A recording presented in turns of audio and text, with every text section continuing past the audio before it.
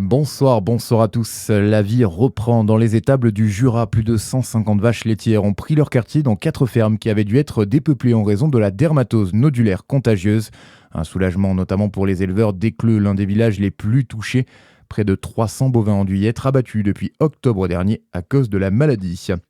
Pendant ce temps, une première victoire pour les opposants au traité de libre-échange avec le Mercosur. Les eurodéputés ont voté en faveur d'une saisine de la Cour de justice de l'UE sur cet accord aujourd'hui. Un processus qui pourrait retarder de plusieurs mois sa ratification.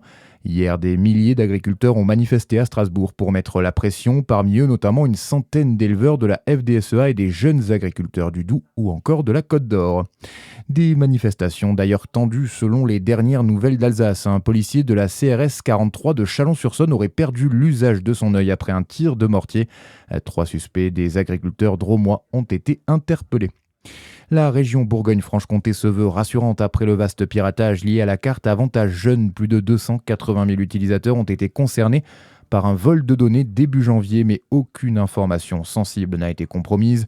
Aucune coordonnée bancaire, ni mot de passe ou information financière n'est concernée par cet incident, assure la collectivité.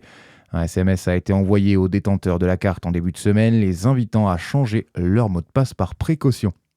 Sa prise de parole était très attendue dans un climat de tension entre l'Europe et les États-Unis. Donald Trump était à la tribune cet après-midi en Suisse au Forum économique de Davos. Le président américain est revenu sur le dossier sensible du Groenland, ce territoire autonome danois qu'il souhaite acquérir. Donald Trump l'assure, il n'utilisera pas la force, mais réclame des négociations immédiates. J'ai un immense respect pour les habitants du Groenland et pour ceux du Danemark. Mais chaque allié de l'OTAN a une obligation de défendre son propre territoire et le fait est qu'aucune nation ni groupe de nations ne peut sécuriser le Groenland comme le peuvent les États-Unis. Nous voulons un bout de banquise pour la protection mondiale et ils ne nous la donnent pas. On n'a jamais rien demandé d'autre. Ils ont le choix. Vous pouvez dire oui et on sera reconnaissant, ou vous pouvez dire non et on s'en souviendra. Le locataire de la Maison-Blanche a également profité de son passage à Davos pour vanter l'économie américaine qui va pour le mieux selon lui. Il parle d'un miracle économique américain.